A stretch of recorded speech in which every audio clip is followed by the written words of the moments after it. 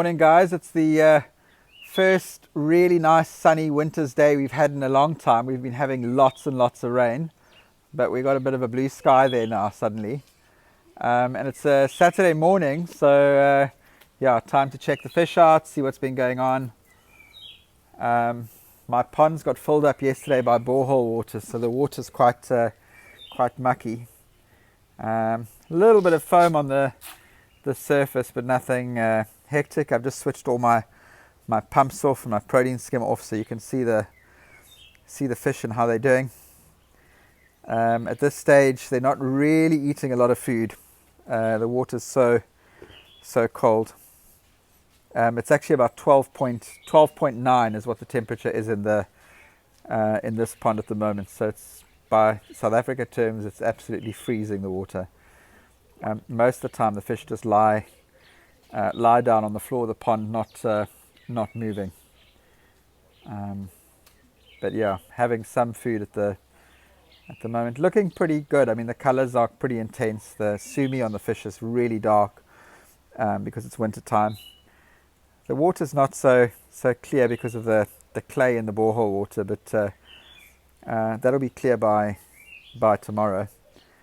I'm very happy with how the fish are bulking. Some of the big Sankeys are really putting on some bulk. That kaku is 80 odd centimeters, starting to get some nice bulk on it, but definitely coming on during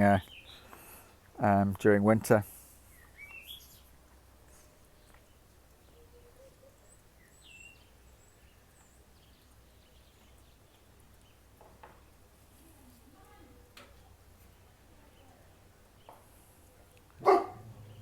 So looking really good. I've actually stopped trying to make videos without my dog barking. She just barks all the time. So if I'm filming, it's her cue that she must start barking. So if you hear dog barking in my videos, then you know it's actually me making the videos, and it's not an imposter, and then it's my dog who just doesn't want to let me make videos in peace. Here you can see the fish quite nicely as they come past. My big kohaku, that's a big male. Can you believe it? That kohaku in front is a male. Some of the Sankeys, big Ogon, some of my babies coming past now. You can see I'm absolutely nuts about Sankeys. Most of them are Sankeys, shower, kohaku, and then kind of odds and ends that I've got in here. But it's mostly Sankey. I mean, Sankey are my favorite fish.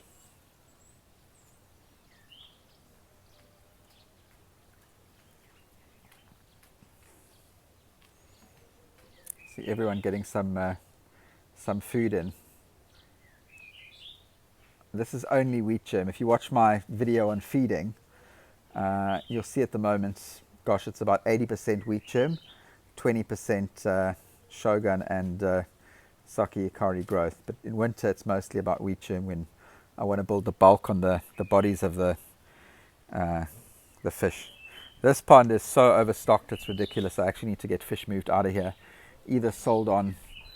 I can't build another pond, but I've got too many. I've got a lot of Tosai in here as well, so I think it's going to be a case of sorting out some of the babies and working out which one I want to keep.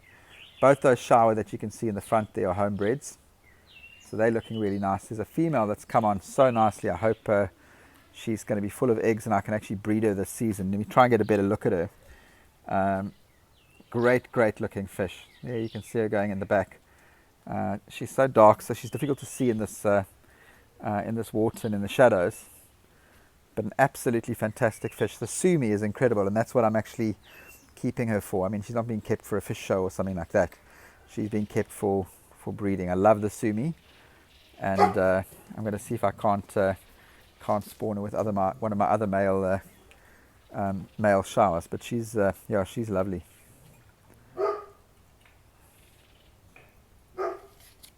Some Sankeys.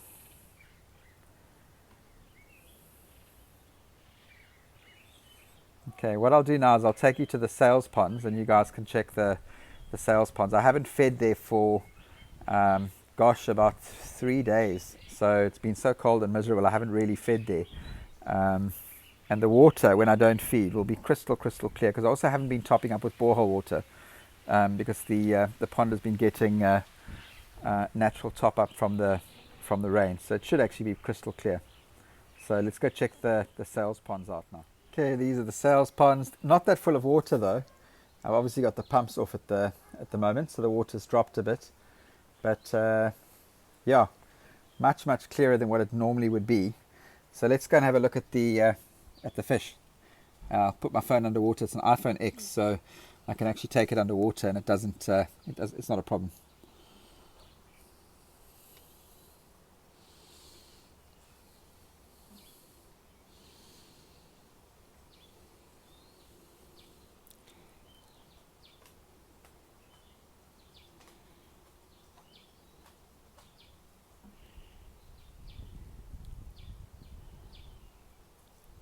That is absolutely freezing on my hands.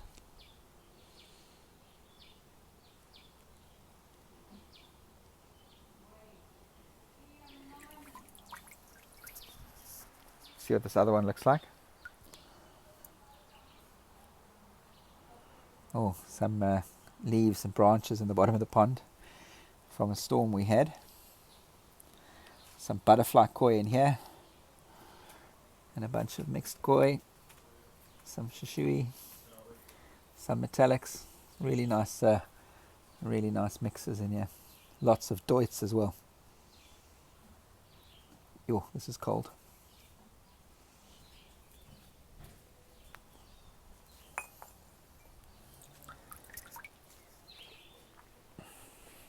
Okay, let's go and have a look at my big pond, where I've got the karashis, the Sankey. Yeah, they're looking amazing. Look at that. That's pretty crazy.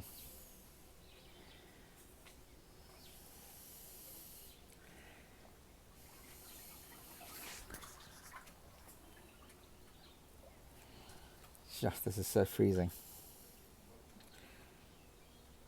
Lots of Sankey in here. Some nice big fat showers that have come on so nicely as Tosai.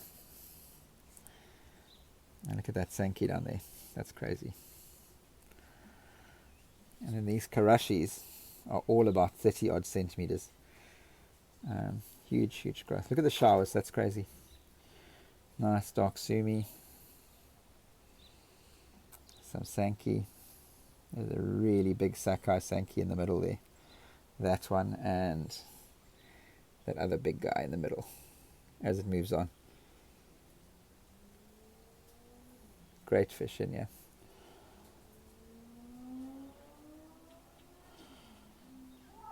I actually need to flog quite a lot of these fish. I need to make space. They're growing so fast, even in winter, that it's potentially a problem. Sorry, the lens is blurred a bit there now. But when I look in here, this is craziness. You can see they're going nuts. This is just craziness.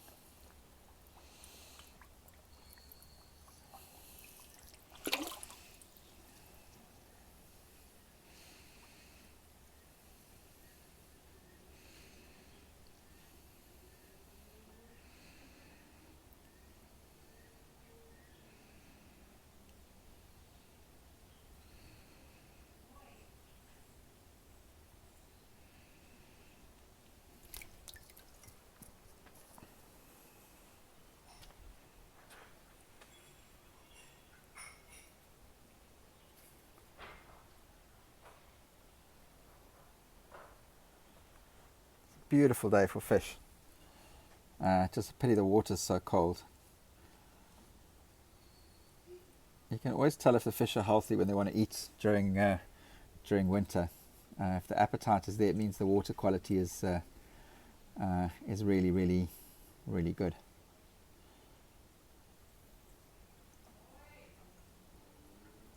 I hope you can still see these nicely. The sun is reflecting off the water quite badly. I'll go next door.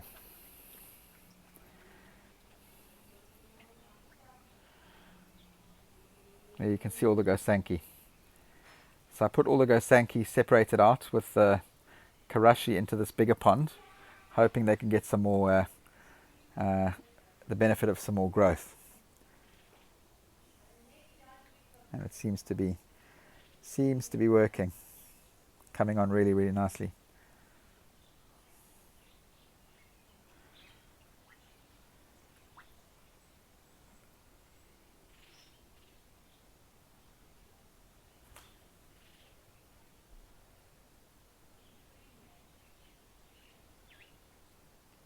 Maybe what I'll do is actually scoop some of these guys individually out to have a decent look at what's here and how they've developed.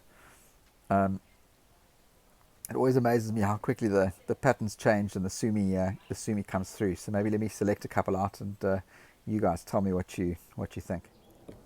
Okay, so this is a goshiki that's for sale, and this is really, really good quality.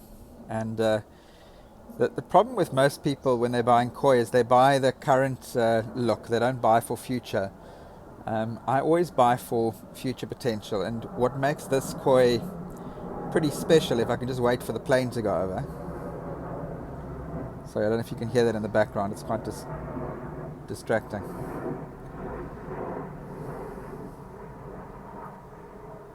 Okay, so this guy here, on a goshiki, I'm looking for a kohaku pattern.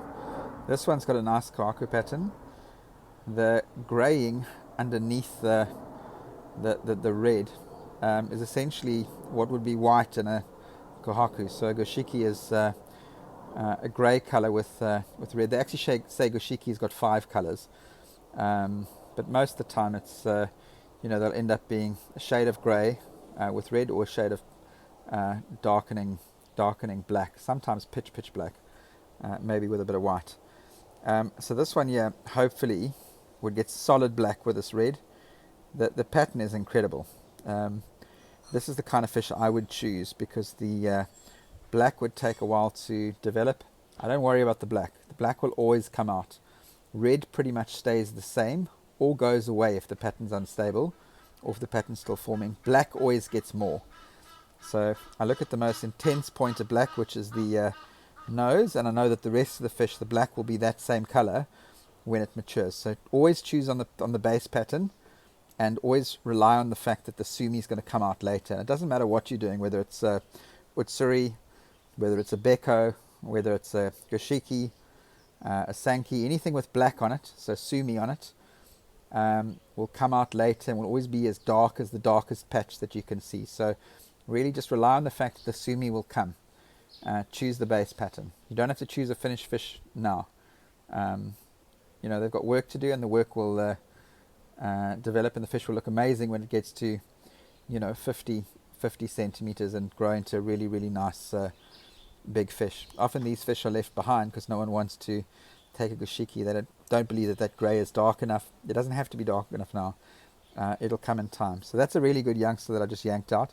Let me see what else I can find for you and just show you some of the fish that are here and what I think makes them special. Okay, this is something that's quite interesting. It came in with one of the batches that I got, and it's actually a butterfly koi. Now, I'm a purist when it comes to koi, and I don't really like keeping butterfly koi. But there's a lot of hobbyists that do like them. I mean, this one you can see is pretty much golden. Beautiful, beautiful fish. I think this is actually a Mukashi ogon, which would normally be similar to a cream-colored ogon if it had full scales. This one you can actually see as doits. So it's got linear scales running along the side. So I suppose if you're into butterflies, this is really, really impressive. This one kind of clearly looks like it's a female. It's about 25 centimeters.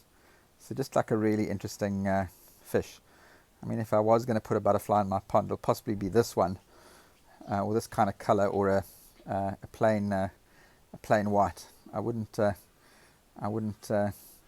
bring shame on my pond by putting a butterfly sankey or shower or kohaku in. But yeah, this is beautiful. The interesting thing to note there, can you see the orange on the bottom of the tail and the bottom of the fins by the vent? That's always a sign for me that there's wild carp lineage in a fish. So if it's got red kind of on the tail, on the fins by the vent. I mean, obviously all domestic koi come from wild carp. But when I see a fish that's got the red on the bottom of the fins, that is normally a sign that it's close to the wild gene. Look at the red on the bottom there. Because if you look at a wild carp, it's got red. The bottom of the tail and the fins by the vent often are quite red. So that tells me that it's potentially got pretty big genes in it, and the fish will get pretty big. And you'll actually, funny enough, see that with some of the karashis I've got, where there's red on the bottom of the tail. And sometimes the breeders in Japan actually cross it back to a magoi, or cross wild carp into their lines, just to get size and also to get better genetics for the future.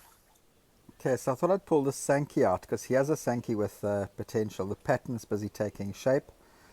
This Sankey's been largely ignored. So many people have been here, no one's really wanted it. Look at that black starting to come out. Look at the black towards the back of the fish.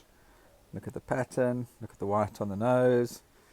So this fish, in about, I don't know, a year or two's time, is going to be absolutely incredible.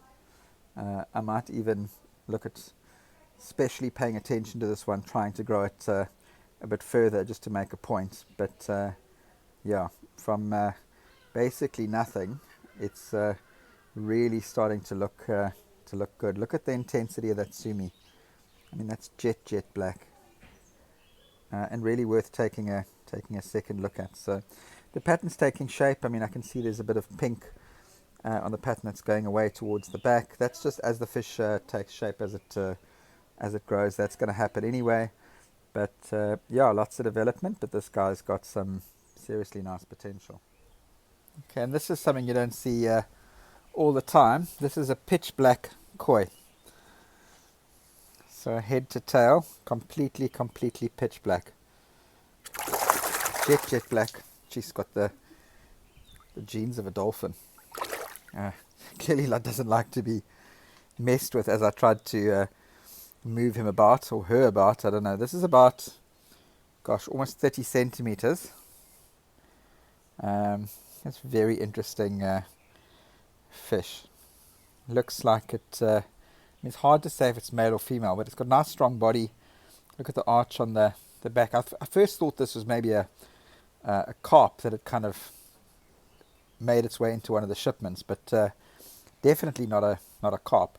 Let me see if we can look from the side through the bowl. Oh, gosh, that's not working well. There we go. A little bit of coloration on the belly, but you can't really see that from the side. It's very dark fish. Beautiful fish. Actually looks like one of the sharks that you'd get in your aquarium.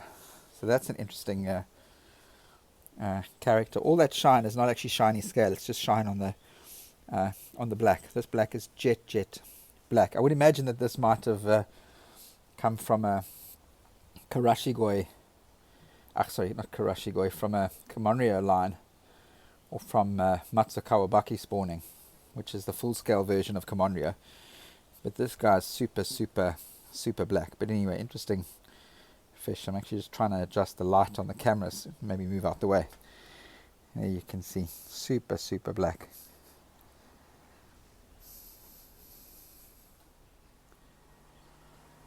And there's my koi cat doing his thing. He's always here when I do the ponds. So maybe what I should do with the big pond is just stick the camera under the water, and let's take a look at these guys and see how they're doing. Let's see how this ends up working. Gosh, can we even see anything in here? The water's so murky. Yeah, we can see a bit.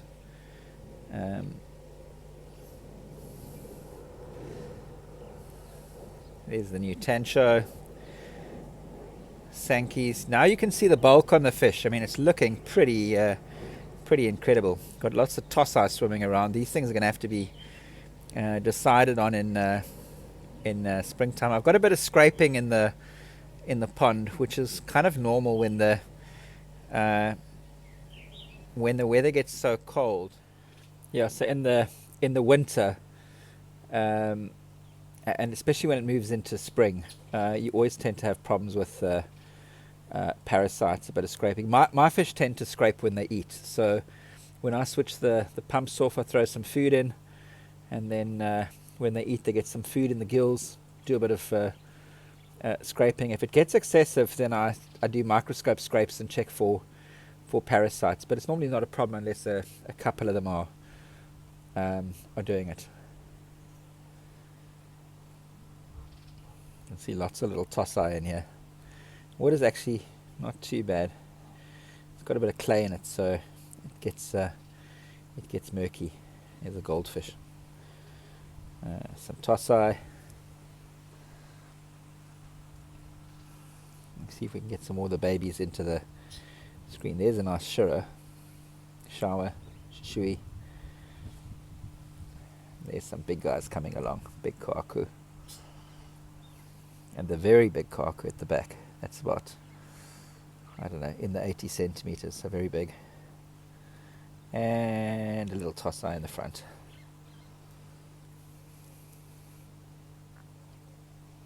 So these guys are doing very, very, very well, but the water is just freezing at the moment. Okay guys, that's it for the koi video for today. Just a quick update. I'm going to record something tomorrow. I think I'll make a special video tomorrow. If there's something specific you'd like me to make a video on, let me know, and I'll try and get it sorted out tomorrow if it's not too complex. So maybe put something in the comments. But yeah, again, if you've liked these videos, please share, please comment, please like, and give me your opinion. If you think I'm talking nonsense, tell me. It's really good just for me to engage with people that are enjoying the videos. But as always, thanks for watching.